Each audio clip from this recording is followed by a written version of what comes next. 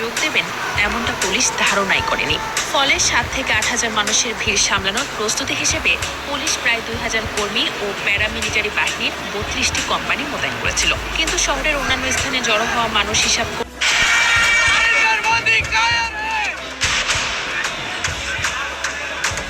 ভারতে শিক্ষার্থীদের জেনজি আন্দোলন ও পুলিশি অভিযানের ঘটনাকে কেন্দ্র করে দিল্লি ছাড়িয়ে দেশ জুড়ে ছড়িয়ে পড়েছে আন্দোলনের দাবানল, যার ফলে বেশ বিপাকে পড়েছে মোদী সরকার। এই আন্দোলনের জেরে গতকাল ভারতের বিরোধী দলীয় নেতা রাহুল গান্ধীকে প্রধানমন্ত্রী নরেন্দ্র মোদীর বাসভবনের বাইরে থেকে আটক করার পর মুক্তি দেওয়া হয়েছে।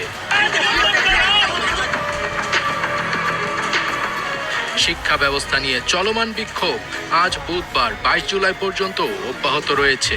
ভারতে ছড়িয়ে পড়া শিক্ষার্থীদের জেনজি বিক্ষোভ দমনে পুলিশের কঠোর পদক্ষেপকে কেন্দ্র করে দেশটির রাজনৈতিক আঙিনা চরম উত্তপ্ত হয়ে উঠেছে। এই পুলিশি গুন্ডাগিরির ফলে চলমান আন্দোলন এখন ধীরে ধীরে মোড় নিচ্ছে সরকার পতনের আন্দোলনের দিকে, যার ফলে মোদী সরকারের মসনদ নড়বড়ে হয়ে গেছে।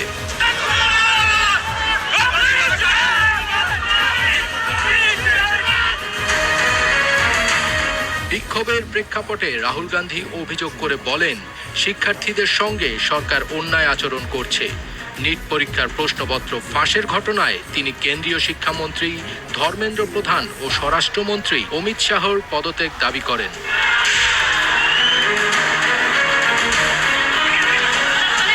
সামাজিক যোগাযোগ মাধ্যম চালিত ককরোচ জনতা পার্টি আন্দোলনের নেতৃত্বে এই বিক্ষোভগুলো 2024 সালে মোদির পুনর্নির্বাচনের পর থেকে তার সরকারের জন্য অন্যতম বড় চ্যালেঞ্জ হিসেবে আবির্ভূত হয়েছে।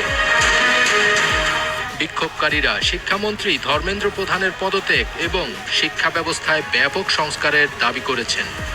রাহুল গান্ধী মঙ্গলবার একটি অবস্থান ধর্মঘট করেছিলেন, যেখানে তিনি শিক্ষার্থীদের দাবি উপেক্ষা করার জন্য সরকারকে অভিযুক্ত করেন এবং আগের দিন নয়াদিল্লিতে বিক্ষোভকারীদের ওপর পুলিশের দমন পীড়নের নিন্দা জানান।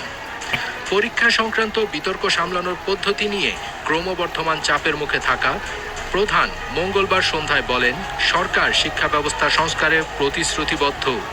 এদিকে দিল্লির যন্তর মন্তর ছাড়বে না বলে জানিয়ে দিয়েছে ককরোচ জনতা পার্টি সিজেপি। আজ বুধবার সকাল থেকেই আন্দোলনস্থল যন্তর মন্তরে ভিড় বাড়তে শুরু করেছে।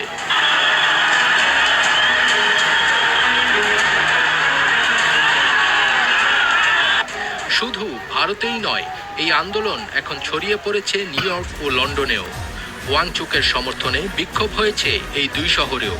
পিটিআই সূত্রের বরাত দিয়ে আনন্দবাজার জানিয়েছে, অনশনরত ওয়াংচুকের প্রতি সংহতি জানিয়ে যুক্তরাষ্ট্রের একটি অ্যাডভোকেসি গ্রুপের সদস্যরা নিউ ইয়র্ক ও সান হোসে শহরে বিক্ষোভ প্রদর্শন করেন। শুধু নিউ ইয়র্ক বা সান হোসেতেই নয়, লন্ডন ও ডাবলিনেও একই ধরনের বিক্ষোভ করেছেন ওই গ্রুপের সদস্যরা।